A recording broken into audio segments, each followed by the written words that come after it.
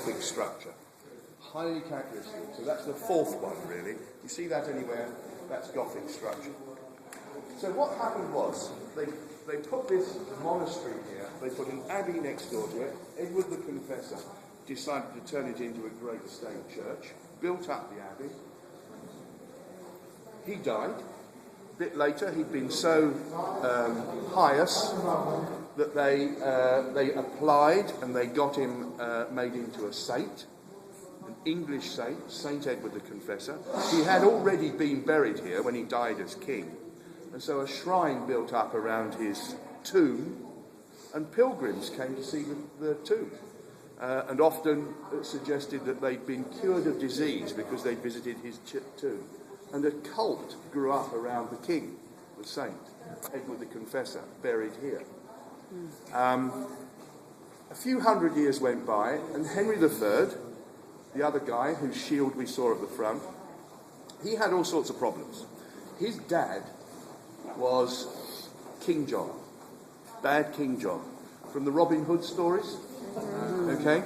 Bad Prince John becomes bad King John, and he was hopeless. He lost the ancestral lands in France. Our kings up to that stage had been Normans from northern France. They had land in France. He lost it all in some wars. And they called him John Lackland because he'd lost all the lands.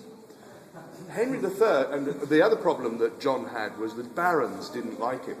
And they forced him to sign a document called the Magna Carta, which gave rights to the people. Mainly the barons, actually, but gave rights to the people.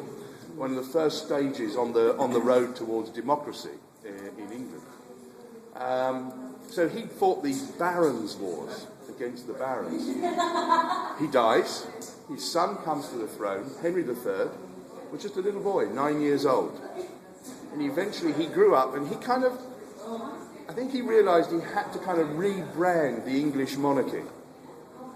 And he had to rebrand it in an English way. It was no good looking back to France anymore, they'd lost all that. And so he became a devotee of the cult of this English saint, English king, Edward the Confessor. And he had the abbey rebuilt around the shrine so that he could be buried there, his descendants could be buried there, and the cult could be reinforced. And the great state church was anchored on this cult of Edward the Confessor. A whole rebranding exercise. And ever since then, you've had this great state church here, despite the closure of the monasteries. Burials, weddings, coronations. Many of our kings and queens have been buried here, and indeed great statesmen and so on. Not all. Some were buried on the battlefield. Some chose to be buried in other places. But most of them were buried here until the early 1700s. George II, who had the two towers built on the front that I was showing you, he was buried here. He was the last king. After that it got full up, and they started burying them in Windsor instead. And they've been buried in Windsor ever since. Weddings take place here. Strangely enough, Prince Charles and Princess Di didn't get married here. They got married at St. Paul's. But lots of royals have been married here. And Prince William is going to marry Kate Middleton here at Westminster Abbey on April the 29th. So the tradition continues.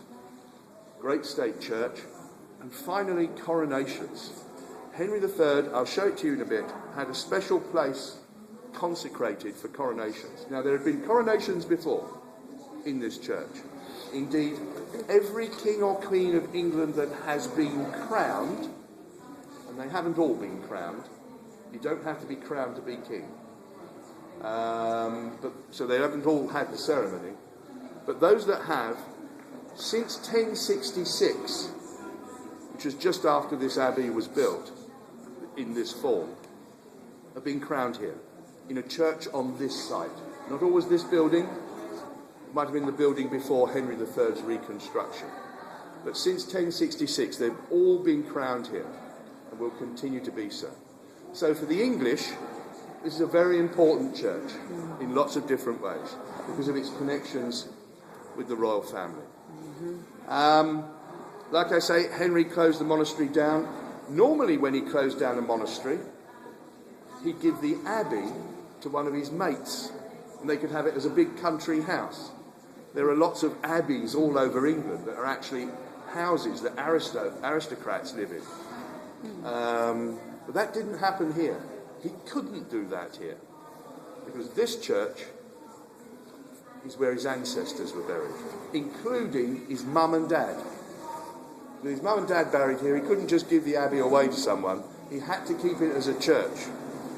And so he did. But he did a really odd thing. He said, well, if I've got to keep it as a church, I'll keep it under royal control. So this church is doctrinally an Anglican Church of England church, but it isn't part of the Church of England. It isn't part of the hierarchy. It's separate. It comes under the direct control of the sovereign. It's what's known as a royal peculiar. The Queen decides everything that goes on here. She makes the rules. Church of England doesn't. Although it has Anglican services, Church of England Episcopalian type services, it's not part of the Church of England. It's full of, there's about 3,000 memorials, more than 3,000 memorials in here. Not all the memorials show you someone who's buried here. But there are over 2,000 burials, not just of kings and queens, but of statesmen, poets, and so on. I'll show you some as we go round. Try and pick out the ones you've asked for. There's something I want to show you at the end of the corridor. Come and have a look at this. Yeah, sorry. Everybody that was crowned here, is it all the same location? Well, okay. The location, what's the location of the coronations, basically? The location for coronations since the 1200s, when Henry III rebuilt the abbey in this Gothic style, hasn't changed. But we can't be quite so certain about the location of the coronations in Edward the Confessor's abbey. Probably the same place, but we can't be quite so certain. Main hall, I will show you the site of coronation when we get there.